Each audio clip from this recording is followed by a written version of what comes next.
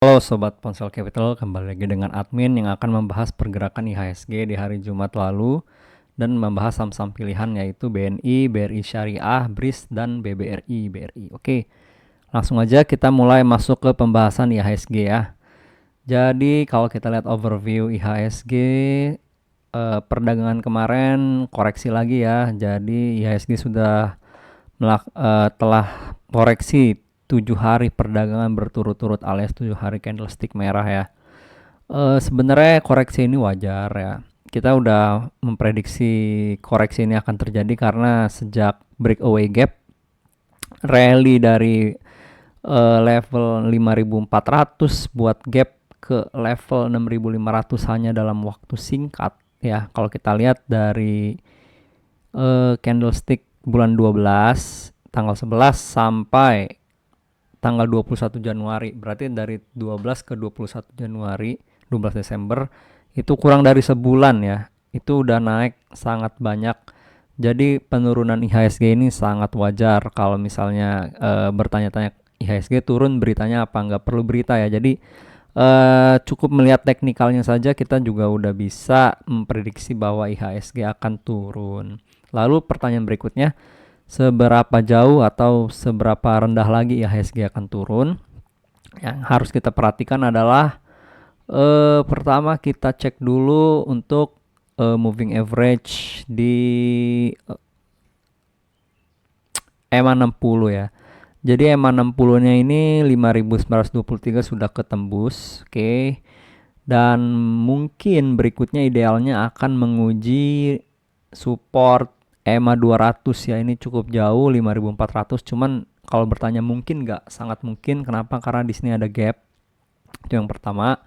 Dan yang kedua, setelah berakhirnya January effect, maka Februari, Maret itu kemungkinan akan koreksi ya. Jadi kalau kita lihat seasonal IHSG juga bulan-bulan setelah Januari itu adalah bulan-bulan koreksi. Jadi kalau misalnya teman-teman bertanya kapan waktu yang beli, kapan mau beli lagi, kapan udah saatnya masuk atau belum. Jadi kalau menurut kita mending belinya di area IHSG di level 5.400. Karena kalau kita lihat pola penurunan kenaikan dan penurunan IHSG ini cukup rapih ya. Jadi setelah rally cukup panjang, dia koreksi dulu sekitar 10% dari peaknya. Oke, kalau kita lihat ini setelah rally dari level 3.900 ke 5.400, ke 5.370, maka dia koreksi dulu. Oke, koreksi sekitar 10% dari peaknya, lalu lanjut rally lagi. Ketika sudah mencapai peaknya juga di level 6.500, dia koreksi lagi ke 5.860. Itu adalah perdagangan Jumat kemarin. Oke. Nah, jadi kalau menurut kami mungkin akan bisa koreksi lagi ke 5.400 ya.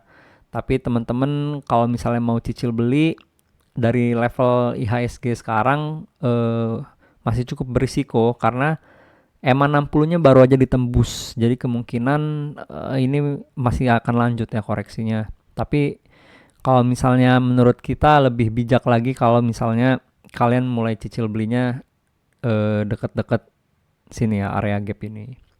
Jadi kalau misalnya kalian beli di level 5.800, saham-saham tertentu kemungkinan masih akan lanjut koreksi. Jadi itu sekilas IHSG ya. Oke, lanjut ke saham pilihan yaitu BNI.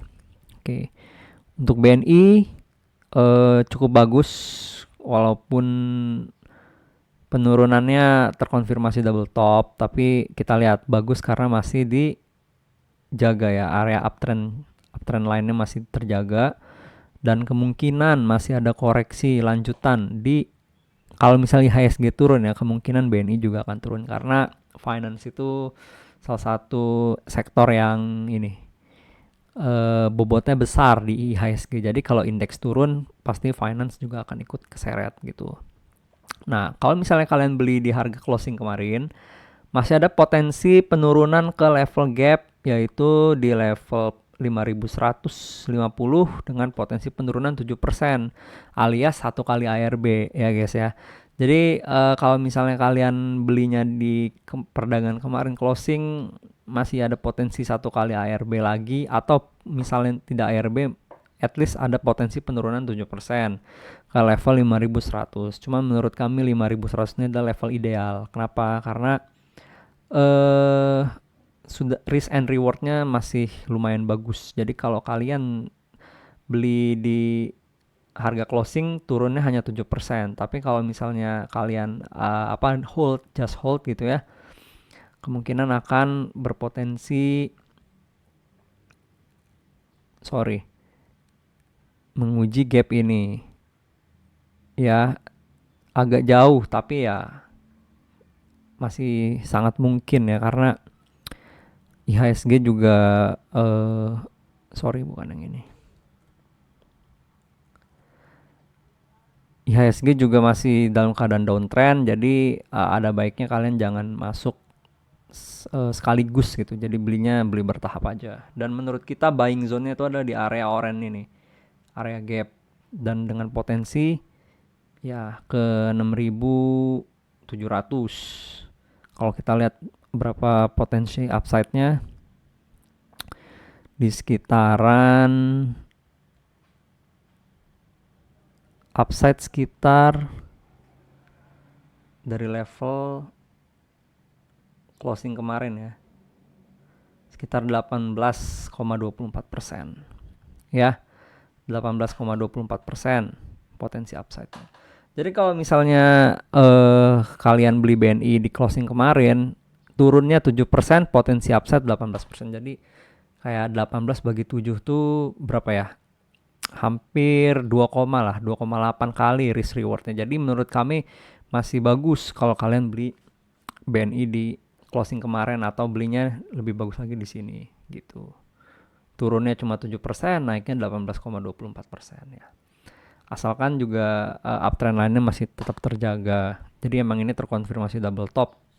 Walaupun volumenya tipis, tapi ini udah jelek karena EMA 60-nya juga udah ditembus gitu ya. Jadi kemungkinan masih ada koreksi lanjutan. Itu cukup untuk BNI. Lanjut ke BRIS. Ya, BRIS ini saham favorit ya. Saham yang kalau misalnya kalian telat masuk aja cuci piring, nah kalian masuk di sini misalnya. Karena mungkin banyak yang berpikir, wah ini kemarin naik banyak 10%, terus kalian masuk nih karena ngarepin kemungkinan akan naik banyak lagi besok. Kan banyak yang mikir kayak gitu.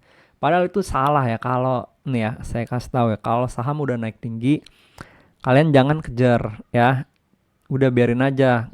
Karena kalau misalnya kalian FOMO, fear of missing out, kayak istilah gampang itu, kalian envy ngeliat saham tetangga naik kenceng, udah biarin aja. Kalian udah ketinggalan kereta, nggak usah dikejar. Kalau kalian kejar masuk di sini sakit ya. Beli udah di hampir 4.000, turunnya sekarang udah di 2.400 ya. Jadi ya kayak gitu. Kalau misalnya kalian salah posisi, nyangkutnya dalam.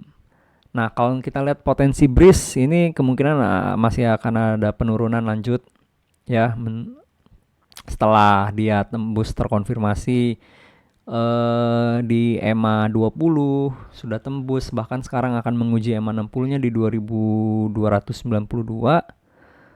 Kemungkinan kalau EMA 60-nya ditembus maka udah jelek banget. Kemungkinan udah jelek banget ya. Karena secara trendline sudah terkonfirmasi patah ya trendline-nya. Oke, nah ini di level 2290. Semoga aja ada pullback sebelum dia menembus ke 2290. Jadi ya kemungkinan perdagangan besok kalau IHSG masih merah akan tertembus EMA 60-nya, yaitu udah jelek lah.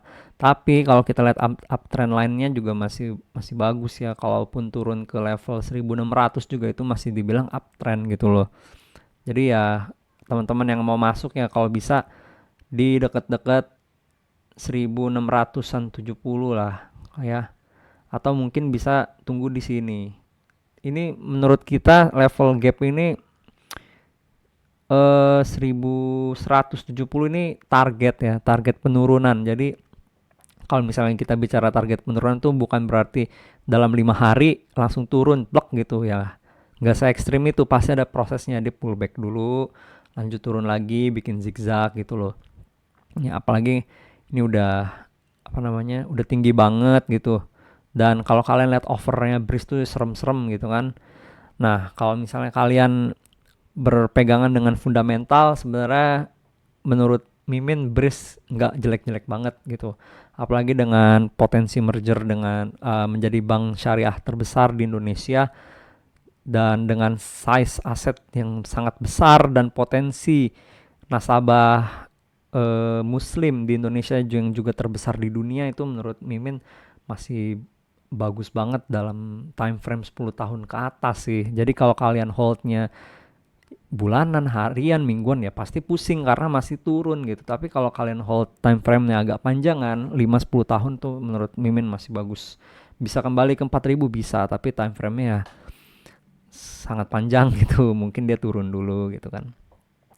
Dan Breeze ini kalau misalnya ditawarin pound cap, mau nggak beli Breeze di 1100? Mau. Karena mencapai level 1150 area gap ini, itu udah bakal keluar laporan keuangan kuartal 1 2021, kuartal 2, kuartal 3. Jadi udah ada tercermin di laporan keuangan itu kinerja Breeze yang sudah merger gitu ya.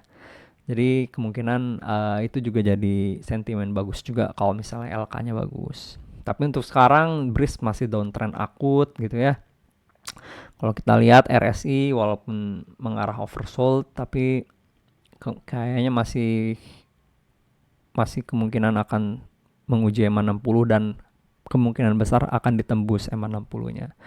Jadi kalau kalian mau average down, lebih baik jangan tiap hari average down, tapi kita lihat teknikalnya di sekitaran sini aja kalau mau ya. Tapi itu tetap ada prosesnya. Kalau misalnya posisi kalian punya barang dan posisi floating loss, manfaatkan pullback untuk jualan. Jadi kalian jangan udah ada pullback kalian tetap hold gitu. Jadi nggak usah ragu kalau misalnya cut loss cuman 5-10%, nggak usah ragu ya. Jadi cari saham-saham yang uptrend kalau kalian trading. Kalau misalnya kalian investing, value investor, cari saham-saham yang murah, yang terdiskon. Contoh BNI tadi ya. Gitu untuk Breeze. Jadi menurut kita masih akan turun lanjut seiring penurunan IHSG ya. Oke, terakhir BRI. Oke, kalau kita lihat BRI ini sebenarnya chartnya mirip-mirip dengan IHSG ya. Jadi di sini ada gap, breakaway gap namanya, dan kemungkinan juga akan ditutup seiring dengan penurunan IHSG. Kalau misalnya kita lihat kalian belinya di harga closing kemarin dan potensi penurunannya berapa di area gap itu sekitar 11%. Jadi kalau misalnya kalian mau cicil beli, menurut kita selagi masih di atas uptrend line boleh dicicil beli ya, dekat-dekat sinilah di 3.900 boleh cicil beli. Kalau misalnya lanjut turun nggak apa-apa, maksimal menurut kita hanya di 3.700-an ya, karena di sini ada EMA 200 juga. Kalau selama ini saham-saham big cap banking ketika tembus EMA 200 dia masih akan ada perlawanan gitu ya. Nih, kayak contohnya saham ini breakout EMA 200, cuman dia turun lagi lalu lanjut break lagi EMA 200-nya. Jadi kalau menurut kita nggak akan ditinggalkan gitu loh dengan market makernya, karena karakteristik BRI ini sama persis dengan IHSG. Jadi kalian nggak perlu takut ketika BRI turun di bawah EMA 200-nya apakah akan menandakan downtrend panjang. Ya enggak dong. Itu kalau misalnya BRI di bawah EMA 200 berarti IHSG juga akan downtrend gitu. Cuman kan momentumnya saat ini enggak. Kita udah distribusi vaksin, kita diprediksi ekonomi oleh IMF dan World Bank akan tumbuh 5%-an 4%-an di tahun ini. Jadi momentum pemulihan ekonomi kita juga bagus. Jadi menurut PondCap untuk analisis makronya, IHSG dan saham-saham big cap akan terus lanjut rally sampai akhir 2021.